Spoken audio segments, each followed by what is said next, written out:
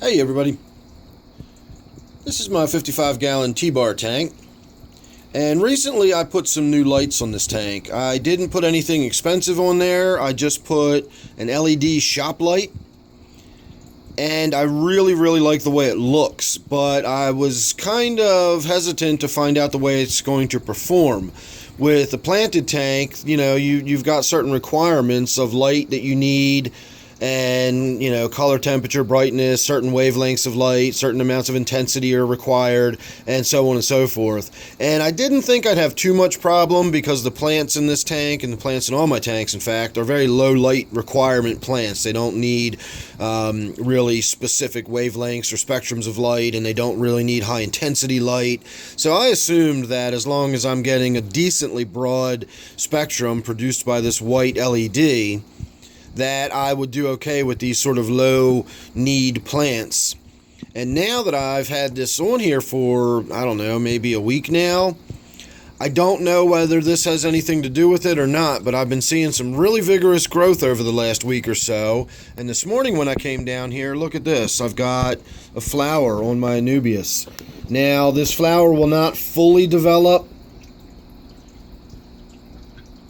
underwater, but it would develop into a flower very much like you would see on a peace lily, or in the aquarium hobby they're referred to as Brazilian swords. But if you've ever seen the flower on a peace lily, that's very similar to what this Anubias flower would look like if this Anubias was growing emergent. In other words, if the flowers and the leaves were actually coming up out of the water, you would see a very different looking flower on there. So that is the beginning of the flower, but it's not going to fully develop. If you will look right here, there's another one. That little green stalk sticking up is another little flower head.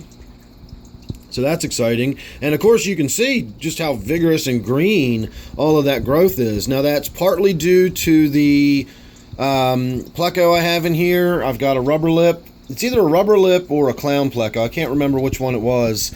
And I can actually see the other one. You probably can't. On the back glass back there is the high fin spotted pleco, and they're doing a fantastic job between the two of them of keeping all of the growth and everything off of these leaves.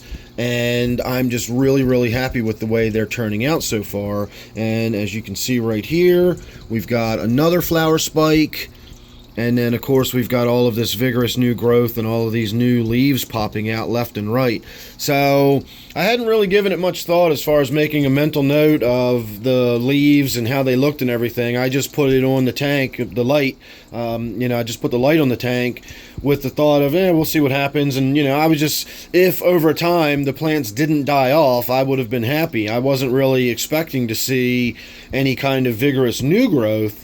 Indicating that these lights are actually doing better than I thought they were going to be doing, because I used to have two high output T5s with 10,000 K tubes in here, and if that's not enough light to crank up the growth on Anubias and Java, I don't know what is. But apparently this new low budget shop light LED made by Lights of America. I'll put a link down below if you're interested in picking it up. I think Amazon sells them for $50. I got it at Walmart for $38. If you got a Walmart nearby, go in their lighting section next to their paint aisle and pick up one of those little LED shop lights. They got two versions. They've got a low wattage one that's like 26 watts, and then they've got the high output job, which is this one here, and it's 40 watts.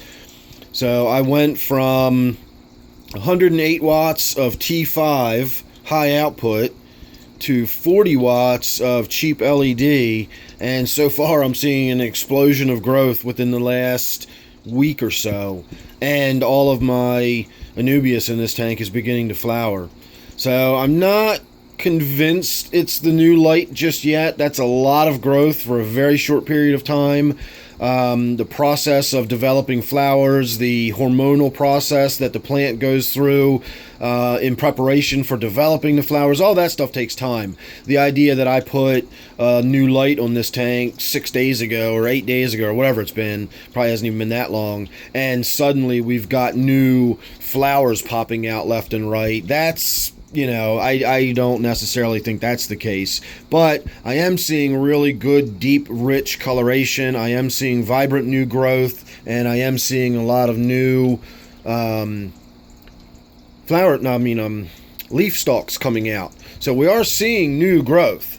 I just don't think those flowers necessarily are directly attributed to me putting this new light fixture on the tank. So it is enough to get me paying attention, though, and I am going to start really watching this tank and my Gourami tank as well, since I just put one on that tank too, and we're going to see what happens in these tanks. I'll shoot some more video of this one later, but since we're standing right here, we might as well have a quick look at it. So you can see in this tank too, I've got a lot of plants that don't need a ton of light, but will do really well if they get a good amount. I'm trying to think about this leaf here. Again, I know it's kind of washing out from how bright it is, but if you look, see how sort of wrinkled and oddly developed that is? I'm not sure what that's all about.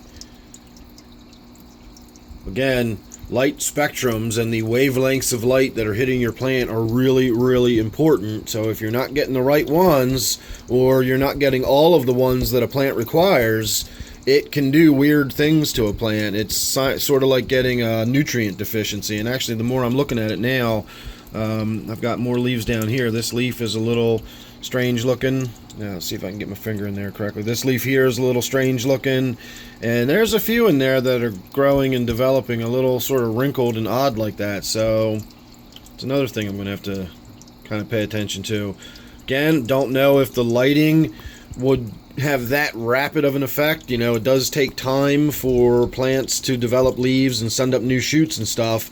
You're not just going to see that overnight. I will say this leaf here, this tank has had this light on there long enough that that leaf could be completely new since this light has come out. So that's got me, I'm definitely going to be noticing that and paying attention to my Tiger Lotus there to make sure that gets proper lighting. And then otherwise, we're just going to wait and see how the rest of this tank does. So, thanks for watching. Make sure you're subscribed. That way you won't miss any of the good stuff I got coming up. You won't get to miss any of the development of these plants or anything. Don't forget that first tank we were looking at was my T Bar tank. And this tank, of course, is my Gourami tank. So, thanks again for watching. Hope you enjoyed that. And I'll see you real soon in the next one.